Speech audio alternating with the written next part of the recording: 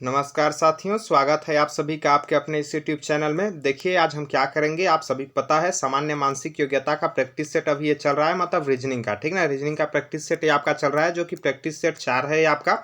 इससे पहले 3 practice set हो चुका है, जिसका लिंक आपको reasoning practice set video playlist के नाम से डिस्क्रिप्शन बॉक्स में मिल जाएगा, वहां जाकर आप ज्वाइन हो सकते हैं। उसमें हमने बीएड 2021 के पूरे 30 प्रश्नों का सॉल्यूशन देखा है 3 पार्ट में, ठीक ना। बीएड 2021 में जो जो प्रश्न पूछे गए थे और जो जो पैटर्न उसमें बैठते हैं, उससे संबंधित जो जो पैटर्न होते हैं, सारी की जानकारी आपको 3 वीडियो के माध्यम से डिटेल वाइज दे दी गई है। आप जाकर प्लेलिस्ट में वीडियो देख सकते हैं, तीनों वीडियो। यदि आप किसी भी डीएड बीएड कोई भी एग्जाम यदि 12 जून को जो आपका एग्जाम है उसको देना चाहते हैं, या फिर बीएससी बीएड में यदि आपने फॉर्म भरा होगा जिसका एग्जाम आपका है 19 जून को, उसका एग्जाम देना चाहते हैं, तो उन सभी में सामान्य मानसिक योग्यता के 30 प्रश्न आते हैं 30 नंबर के, जिसके लिए आपका बहुत ही महत्वपूर्ण सीजन होने वाला है, ठीक ना। क्योंकि ये आपका जो इसमें क्वेश्चन कराए जा रहे हैं, प्रीवियस ईयर क्वेश्चन कराए जा रहे हैं, उससे आपको पता चलता है पैटर्न किस प्रकार के आएंगे, आपके किस प्रकार पैटर्न पूछे जाते हैं। आप केवल पैटर्न को फॉलो कीजिएगा, क्वेश्चन वही रिपीट नहीं होंगे, लेकिन पैटर्न आपका वही आएगा। तो इसको आप अच्छे से समझ लीजिएगा। यदि आपने मेरा अभी आपका 31 तारीख है आज, ठीक ना। 12 दिन अभी बचा हुआ है अपने पास, 12 दिन 12 वीडियो लगातार 12 प्रैक्टिस सेट देख लिया आपने, तो रीजनिंग में आपके अच्छे से अच्छे नंबर लाने से कोई भी नहीं रोक सकता आपको।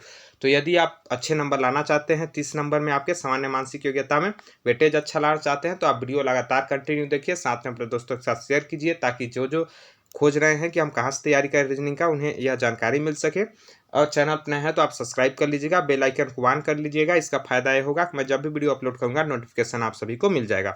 ये देखिए डीएड 2021 का सेट ए का ये पेपर है आपका, डीएड 2021 सेट ए का पेपर है, जिसका हम आज पहला प्रैक्टिस सेट है। पहले 3 प्रैक्टिस सेट जो हुआ है वो बीएड के पेपर का था, ठीक। तो इसका पीडीएफ आपको मैं टेलीग्राम ग्रुप में मिल जाएगा। टेलीग्राम ग्रुप में सभी विषय का पीडीएफ, मतलब इसमें जो जो पूछे गए हैं आपका शिक्षा, अभिरुचि, हिंदी, इंग्लिश, सभी का पीडीएफ मैं इस पूरे पीडीएफ को दे दूंगा। आप वहां से दूसरे प्रश्नों को भी देख सकते हैं अच्छे से। तो चलिए शुरुआत करते हैं आज के अपने इस क्लास की। तो देखिए पहला प्रश्न अपने पास बोला है, निम्न आंकिक श्रेणी से विलुप्त अंक ज्ञात कीजिए। नंबर सीरीज का सवाल है। संख्या श्रेणी के 2-3 सवाल लगातार सेट में शुरू में ही आए हुए हैं, ठीक। लेकिन ये नंबर सीरीज एक खतरनाक टाइप से लेवल का है। नंबर सीरीज का जो प्रश्न है आपके डीएड लेवल का नहीं है, बीएड लेवल का है, जबकि बीएड में इससे सरल था, ठीक ना। तो इसमें देखिए क्या क्या पैटर्न फॉलो हो सकता है। यहाँ देखिए 5 के बाद 12 हुआ, 12 के बाद 24, 24 के बाद 36, 36 के बाद 52, उसके बाद अगला क्या आएगा ये अपने पास पूछा गया है, ठीक। तो देखिए अगला क्या आएगा, इसको हम कैसे जानेंगे। सबसे पहले पैटर्न को हम कैसे पकड़ेंगे। देखिए 5 के बाद 12, 12 के बाद 24, 24 के बाद 36, 36 के बाद 52, मतलब कोई खास ज्यादा की वृद्धि नहीं हो रही है इसमें, ठीक ना। धीरे धीरे वृद्धि हो रही है। तो जब भी धीरे धीरे वृद्धि हो, मैं आपको बताया हूं कि या तो आप जोड़ देखिएगा और यदि कमी हो तो घटाव देखिएगा, माइनस। यदि लगातार ज्यादा की वृद्धि हो तो आप गुणा कर सकते हैं, वर्ग कर सकते हैं, ठीक ना। लेकिन थोड़ा थोड़ा की वृद्धि हो तो आपको जोड़ के या घटा के देखना है। तो हम यहाँ देख लेते हैं। देखिए 5 के बाद 12 हुआ है, ठीक ना। 5 के बाद 12 हुआ है, 12 के बाद 24 हुआ है, 24 के बाद 36 हुआ है, 36 के बाद 52 हुआ है। आगे क्या होगा ये बता रहा गया है, पूछा गया है, ठीक। तो इसमें देखिए क्या वृद्धि हुई है, यहाँ +7 की वृद्धि हुई है। 5 + 7 12, 12 के बाद 12 + 12 24, 24 के बाद 24 + 12 आपका 36 हो गया, और 36 के बाद फिर से 36 10 46 6 52 +16, मतलब पहले +7 की वृद्धि, फिर +12 की वृद्धि, फिर +12 की वृद्धि, फिर +16 की वृद्धि। तो यहाँ 12 12 की वृद्धि 2 बार हुई है, तो हम यहाँ 16 16 की वृद्धि भी 2 बार करेंगे। तो 52 में फिर से यदि हम 16 जोड़ दें तो 52 10 62 6 68 हो जाता है, ठीक। और यही 68 आपका ऑप्शन नंबर बी में दिया हुआ है, तो ऑप्शन नंबर बी इसमें आपका सही आंसर हो जाएगा। 68 हमने कैसे देखा और कैसे जाने, आसानी से हम जान गए। पहले 7 की वृद्धि हो रही थी, फिर लगातार 2 बार 12 की वृद्धि हुई, तो एक बार 16 की हुआ, तो फिर से दूसरे बार 16 की होगी, तो हमने 16 की वृद्धि कर दिया, हमारा आंसर आ गया। तो इस प्रकार का पैटर्न आपके पास पूछा जा सकता है। इस पैटर्न को आप याद रखिएगा कि ऐसा भी होता है, क्या ऐसा भी होता है, ठीक। चलिए आप लास्ट में कमेंट करके जरूर बताइएगा वीडियो आपको कैसा लगा। अगला देखिए आपके पास, निम्न आंकिक श्रेणी के विलुप्त अंक ज्ञात कीजिए, ठीक ना। जो भी आंकिक श्रेणी है उसका विलुप्त पद अपने को ज्ञात करना है। फिर से यहाँ दिया हुआ है 18, 60, 150, 248 और 410 से दिया हुआ है, ठीक। अब इसमें देखें तो लगातार संख्याएं आपकी वृद्धि तो हो रही है, लेकिन बहुत ज्यादा की वृद्धि हो रही है। ध्यान से देखें तो 18 दिया हुआ है,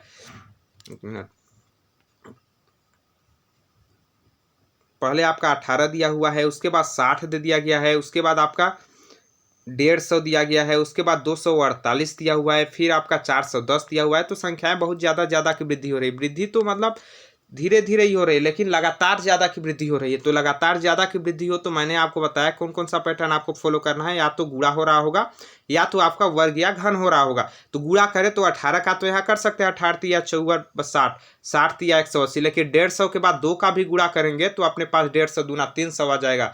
तो यहाँ से गुणा का पैटर्न आप कैसे जानोगे गुणा यहाँ हो रहा होगा, ये बताओ।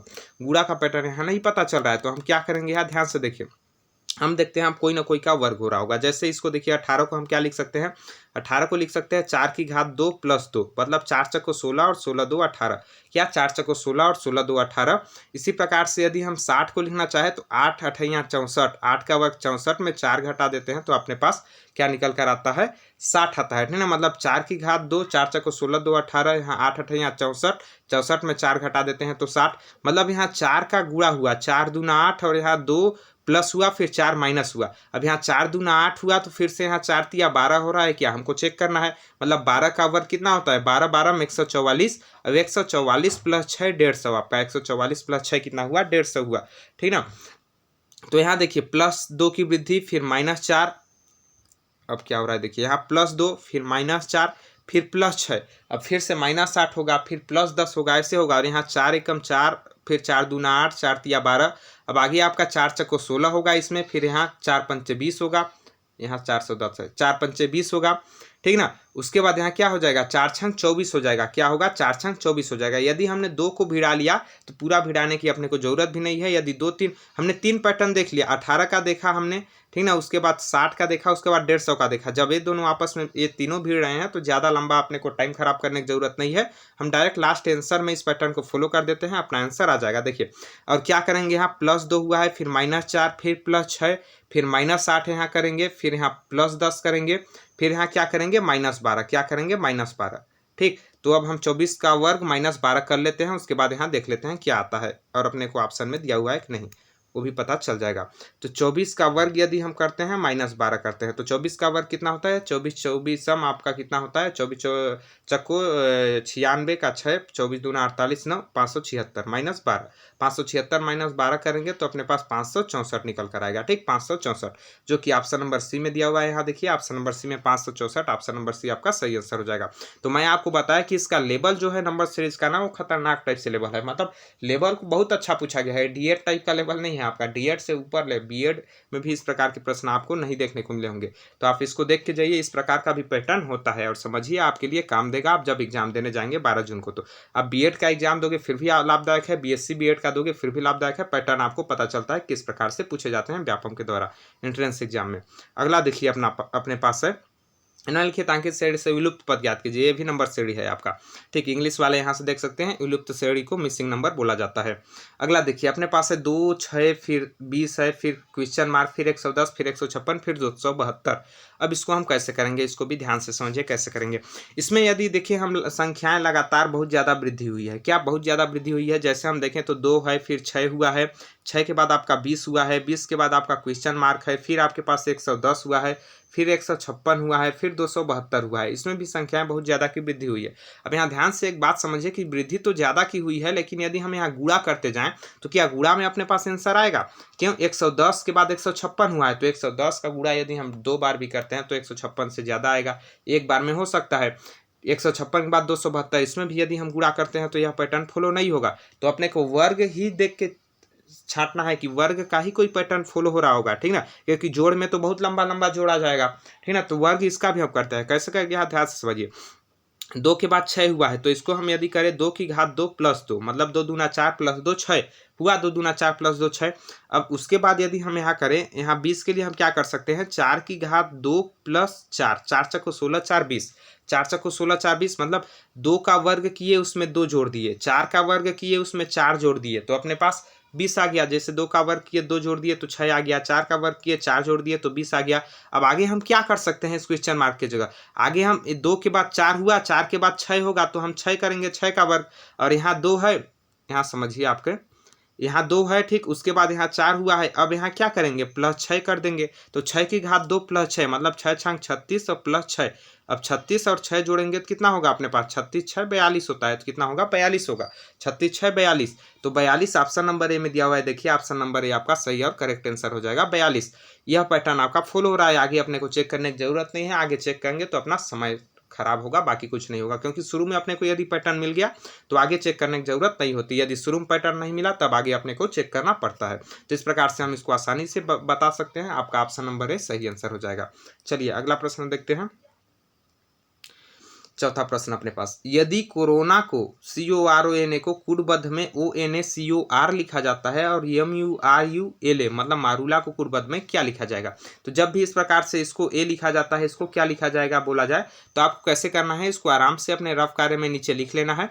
नीचे लिखने के बाद आपको पैटर्न खुद पता चल जाएगा। जैसे देखिए यहाँ मैं लिखता हूँ आपके लिए, CORONA ये दिया हुआ है, ठीक। इसको क्या लिखा गया है, इसको लिखा गया है आपका ONA, ठीक ना, ONA, उसके बाद COR। अब अपने पास पूछा है यहाँ MURULA, इसको क्या लिखा जाएगा ये बताना है अपने को, ठीक। तो देखिए इसमें क्या किया गया है, ओ कहाँ है आपका, ONA पहले लिखा गया है। इसमें क्या, ONA, यही ONA आपका पहले लिखा गया है। तो इसमें हम पहले क्या लिखेंगे, इन तीनों को लिखेंगे ULA, पहले क्या लिखेंगे ULA। क्यों लिखेंगे आपको पता चला, क्योंकि लास्ट वाले को इसमें पहले लिखा गया है, उसके बाद इसको लिखा गया है, तो उसके बाद इसको यहाँ लिखा गया है, तो उसके बाद हम MUR को यहाँ लिख देते हैं, मतलब शुरू में जो दिया हुआ है उसको लिख देते हैं MUR। तो ULA MUR किस में दिया हुआ है, ULA MUR option number B में दिया हुआ है। ऑप्शन नंबर बी आपका सही आंसर हो जाएगा और करेक्ट आंसर हो जाएगा। इस प्रकार से इसको हम आसानी से समझ सकते हैं कि ये अपना करेक्ट आंसर बैठेगा यहाँ, ठीक। तो आशा करता हूँ ये भी आपको समझ में आया होगा। ये पैटर्न आपको एकदम सरल रहता है। डीएड में ज़्यादा हार्ड लेवल ये नहीं पूछा जाता है सर, नंबर स्टडी का ही केवल थोड़ा सा लेवल हार्ड था, बाकी सब सरल है। अगला देखिए, नीचे दिए गए चित्र में कितने त्रिभुज है। तो इस प्रकार से जब भी आपके पास पैटर्न हो तो आप त्रिभुज की गणना कैसे करोगे, इसको ध्यान से समझ लीजिए।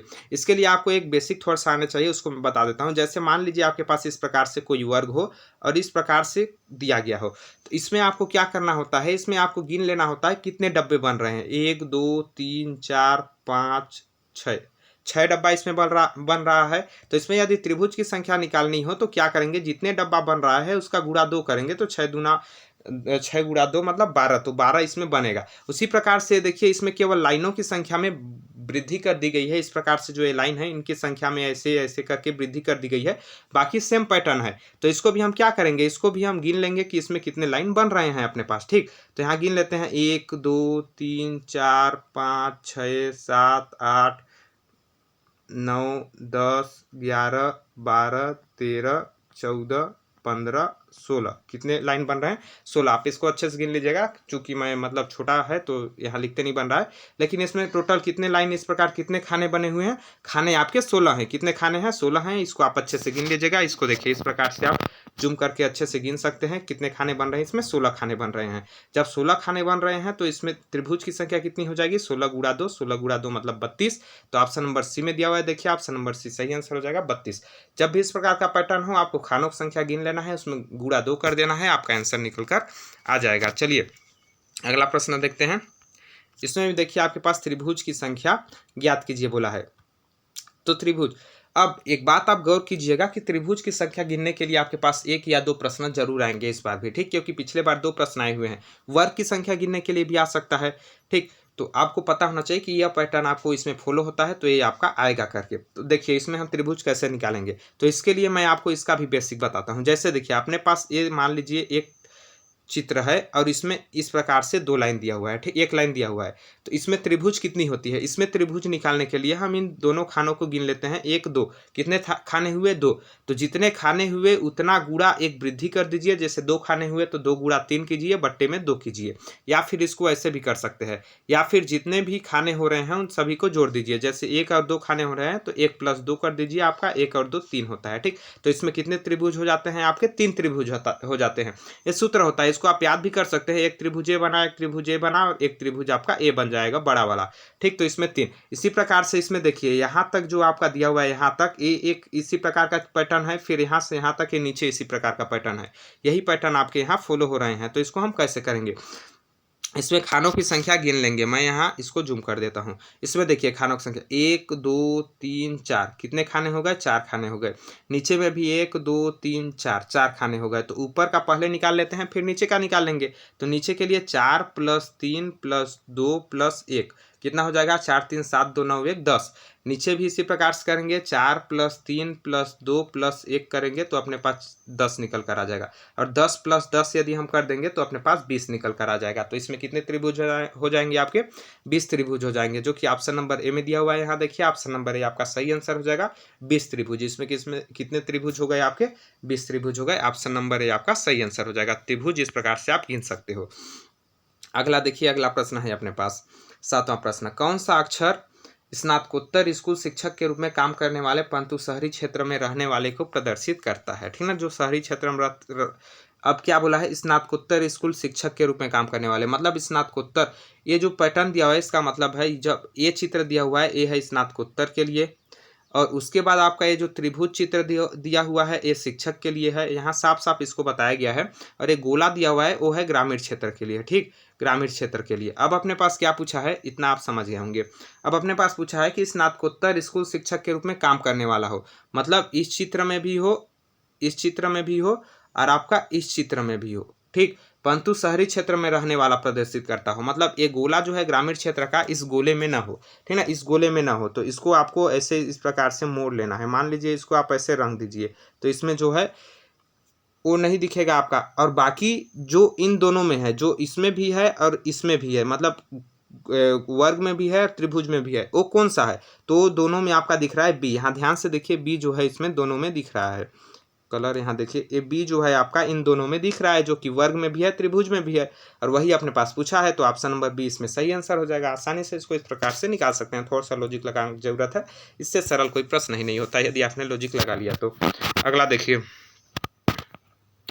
अगला सवाल है अपने पास, निम्नलिखित चित्र के आधार पर कौन सा कथन सत्य है? ठीक ना, ये चित्र दिया हुआ है, इसके आधार पर कौन सा कथन सत्य है बोला जा रहा है। तो इसमें थोड़ा आपको टाइम लग सकता है यदि आप नए हैं तो। ठीक ना, मतलब ज़्यादा इसका तैयारी नहीं किए हैं, प्रैक्टिस, तो थोड़ा सा टाइम लग सकता है। प्रैक्टिस किया है तो आप जल्दी कर पाओगे। जैसे देखिए, इसमें बोला गया है कि एक गोला जो है आपका स्नातक को दर्शाता है, और ये जो त्रिभुज है आपका, ये त्रिभुज आपका शहरी लोग को दर्शाता है। ये वर्ग जो है आपका शिक्षक को दर्शाता है, और ये आयत जो है आपका, ये आपका गायक लोगों को दर्शाता है। ठीक, अब हमने पास क्या बोला है पहला कथन में, कुछ शिक्षक गायक हैं परंतु शहरी व्यक्ति नहीं है। कुछ शिक्षक गायक हैं, कुछ शिक्षक गायक हैं, तो जी हाँ देखिए, ये वर्ग में कुछ आयत में आ रहे हैं, गायक आयत है तो इस आयत में आ रहे हैं कुछ। ठीक ना, तो कुछ शिक्षक गायक तो हैं परंतु शहरी व्यक्ति नहीं है, तो ये पूरे जो हैं यहाँ वाले शहरी व्यक्ति हैं। तो ये कथन आपका बिल्कुल गलत हो जाएगा। सभी शिक्षक स्नातक हैं, सभी शिक्षक स्नातक हैं, तो स्नातक ये देखिए बाहर भी है, और शिक्षक का तो ये वर्ग है। ठीक ना, तो सभी शिक्षक स्नातक हैं, ये भी आपका गलत है। सभी शिक्षक क्या हैं? स्नातक नहीं है, तो ये कथन आपका गलत हो जाएगा। अगला देखिए, अगला कथन अपने पास क्या बोला है? अगला कथन बोला जा रहा है,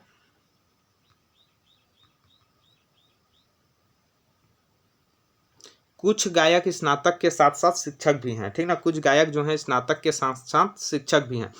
शिक्षक हैं, स्नातक हैं और गायक हैं। हाँ, ये तीनों में तो आपका है, कुछ ना कुछ है इन तीनों में। ठीक ना, तो इसको हम कैसे जान सकते हैं? यहाँ देखिए, एक कथन आपका बिल्कुल सही दिख रहा है। कुछ गायक जो हैं, कुछ गायक, ये वाले जो गायक हैं वो क्या हैं? शिक्षक भी हैं और स्नातक भी हैं, क्योंकि गोले के अंदर भी हैं, मतलब इस आयत के अंदर भी है, और इस वर्ग के अंदर भी है, और इस गोले के अंदर भी है। तो ये जो भाग है, ठीक ना, ये भाग क्या है? गायक भी है, स्नातक भी है, वह आपका शिक्षक भी है। तो ये आपका ऑप्शन नंबर सी सही होगा। ठीक, ऑप्शन नंबर सी सही हुआ। 4 ऑप्शन दिया रहता है, एक तो सही होता है, तो डी को देखने की जरूरत ही नहीं है। ऑप्शन नंबर सी मार दीजिए क्लिक, आपका आंसर आ जाएगा। इस प्रकार से इसमें मतलब थोड़ा सा आपको लॉजिक लगाने की जरूरत पड़ती है। यदि आपने लॉजिक लगा लिया तो इसका आंसर आसानी से आप दे सकते हैं। चलिए अगला प्रश्न देखते हैं। अगला प्रश्न है अपने पास 9वां प्रश्न, निम्नलिखित में से कौन सा चित्र लड़का छात्र व लड़की के मध्य सही संबंध बताता है? ठीक ना, लड़का छात्र व लड़की के मध्य। इसमें देखिए वेन डायग्राम किस प्रकार से आप इसको बना सकते हैं। लड़का व लड़की दोनों अलग अलग हैं। ठीक ना, लड़का लड़की दोनों अलग अलग हैं तो इसके लिए अलग गोला हो गया। अब मेन बात यहाँ कंफ्यूज होगा छात्र के लिए, ठीक ना। तो छात्र क्या होगा, तो देखिए जितने लड़के होते हैं सभी लड़के छात्र नहीं होते हैं, क्योंकि सभी लड़के पढ़ाई नहीं करते हैं। सभी लड़कियां भी छात्र नहीं होती है, क्योंकि सभी लड़कियां पढ़ाई नहीं करती हैं। तो लड़का और लड़की के लिए अलग अलग गोला, और इन दोनों के बीच में ये गोला हो जाएगा ये छात्र के लिए। क्यों होगा, क्योंकि कुछ लड़के, देखिए ये लड़के हैं, इनमें से कुछ लड़के पढ़ाई करते हैं, कुछ लड़के नहीं करते हैं। और इनमें से, और मान लीजिए ये लड़कियां हैं तो इधर से कुछ लड़कियां पढ़ाई करती है, कुछ लड़कियां पढ़ाई नहीं करती है। तो ये जो हो जाएगा बीच वाला, ये आपका छात्र के लिए हो जाएगा, और ये आपका लड़का के लिए माने तो ये लड़का के लिए हो जाएगा, और इधर आपका जो है ये लड़की के लिए हो जाएगा। तो इस प्रकार से आपका गोला हो जाएगा। किसमें दिया हुआ है, ऑप्शन नंबर ए में दिया हुआ है इस प्रकार से गोला। ऑप्शन नंबर ए सही आंसर हो जाएगा। कुछ छात्र लड़के भी होते हैं, कुछ छात्र लड़कियां भी होती है, लेकिन सभी लड़के छात्र नहीं होते। इस प्रकार से ऑप्शन नंबर ए गोला आपका सही आंसर हो जाएगा इसका वेन डायग्राम। ठीक, चलिए अगला प्रश्न देखते हैं। कमेंट बॉक्स में कमेंट करके जरूर बताइएगा कि आपको सारे प्रश्नों के आंसर अच्छे से समझ आए या नहीं आए। अगला प्रश्न देखते हैं, निम्नलिखित में से कौन शेष 3 से भिन्न है। पढ़िए कम, ज़्यादा पढ़ाने की ज़रूरत नहीं है कि मतलब मैं 20 मिनट में आपको 50 प्रश्न भी करा सकता हूँ, लेकिन मैं क्यों नहीं करा रहा हूँ। आपको यदि पैटर्न पता नहीं चलेगा, यदि आप कमज़ोर हैं, आप नहीं समझेंगे तो कोई मतलब नहीं होगा। चाहे आप 100 क्वेश्चन कीजिए, कोई मतलब नहीं है। आप भले ही कम क्वेश्चन कीजिए, लेकिन जिस प्रश्न को आप कर रहे हैं उस प्रश्न को क्लियर कीजिए, उसके पैटर्न को समझिए, आखिर वो मान किस प्रकार से रहा है, बनता कैसे है, इस प्रकार से आएगा तो मैं हल कर लूँगा, तब आपके लिए लाभदायक है। वरना आप 20 मिनट में 30 क्वेश्चन भी हल करोगे, कोई मतलब नहीं है। यदि आपने पैटर्न को नहीं समझा और आंसर रट रट के जाओगे, कभी नहीं हल कर पाओगे, क्योंकि क्वेश्चन रिपीट नहीं होंगे, पैटर्न रिपीट होते हैं। ठीक, पैटर्न रिपीट होते हैं, क्वेश्चन रिपीट नहीं होता है, क्वेश्चन बहुत सारे हैं आपके। ठीक, इसमें देखिए निम्नलिखित में से कौन से 3 से भिन्न है। ठीक ना, 3 से कौन भिन्न है। CPU दिया हुआ है, जावा, रैम, मॉनिटर। इसके लिए आपको कंप्यूटर का थोड़ा सा नॉलेज है तो आप इसको बता सकते हैं आराम से। देखिए CPU जो है आपका हार्डवेयर है, रैम आपका हार्डवेयर है, मॉनिटर आपका हार्डवेयर है, लेकिन जावा जो है आपका क्या है, सॉफ्टवेयर है। तो जावा इन चारों में से अलग हो जाएगा। जावा क्या है आपका, सॉफ्टवेयर है, और बाकी ये जो तीनों हैं वो आपके क्या हैं, हार्डवेयर हैं। ठीक, तो इसमें आपका ऑप्शन नंबर बी सही आंसर हो जाएगा, जावा। ऑप्शन नंबर बी आपका सही आंसर हो जाएगा। तो ये देखिए हमने इसमें 10 प्रश्न देखा। वीडियो ज़्यादा लंबा ना लेते हुए 10 प्रश्नों का ही एक प्रैक्टिस सेट रखते हैं। उसके बाद फिर से अगले 10 से 20 प्रश्नों का प्रैक्टिस सेट, 20 से 30 प्रश्नों का अलग अलग होगा, 4, 5, 6 के रूप में। 4 है, 5 होगा, 6 होगा। इस प्रकार से आपको लगातार 3 दिन में कराया जाएगा। तो आप वीडियो शुरू से अंत तक पूरा 12 तारीख तक आप देखते रहिए। मैं आपको गारंटी लेता हूँ 30 में से आप 25 नंबर एकदम, आप मान लीजिए एकदम आप कुछ नहीं जानते होंगे रीजनिंग में, फिर भी 25+ आप ले लाएंगे यदि मेरा 12 दिन का पूरा क्लास अटेंड करोगे। और पैटर्न को आप एक काम कीजिएगा, मैं आपको तरीका बताता हूँ कैसे आप अटेम्प्ट कर पाओगे। पूरे जो पैटर्न आपको बताए जा रहे हैं प्रैक्टिस सेट में, उन सारे पैटर्न को आपको जो है एक नोट कॉपी में पूरा लिख लेना है, और 12 से एक दिन पहले 11 तारीख शाम को पूरे पैटर्न को एक बार देख कर जाइएगा कि इस प्रकार पैटर्न आ सकते हैं। आसानी से आप आराम से 25 नंबर प्लस ले लाओगे यदि कमजोर होंगे तो, और यदि आप थोड़ा सा पहले से टैलेंट होंगे तो 28+ आप आराम से ले लाओगे। ठीक है, 29 नंबर आराम से आप 30 में ले लाओगे रीजनिंग में।